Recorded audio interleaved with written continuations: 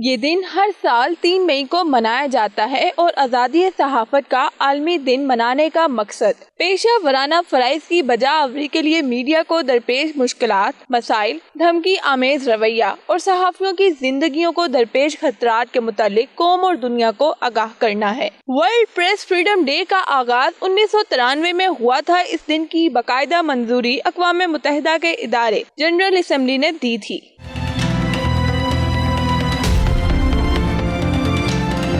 پاکستان میں صحافت کو ریاست کا چوتھا ستون تسلیم کیا جاتا ہے۔ اس کے باوجود اہل صحافت نے پابندیوں کے کالے قوانین اور اسیری کے مختلف ادوار دیکھے ہیں۔ پاکستان میں صحافیوں کو تشدد کا نشانہ بنانے کے واقعات میں بھی وقت کے ساتھ ساتھ اضافہ ہوا ہے۔ 2002 سے اب تک 72 صحافی فرائض کی انجام دہی کے دوران اپنی جانوں کا نذرانہ پیش کر چکے ہیں۔ بقول فیض احمد فیض، متاع لوح و قلم چھن گئی تو کیا غم ہے کہ خونے دل میں ڈبو لی ہیں انگلیاں میں نے، زبان پر مہر لگی ہے تو کیا کہ رکھ دی ہے ہر ایک حلقہ زنجیر میں زباں میں نے۔ زباریہ رحمان، 92 نیوز، اسلام آباد۔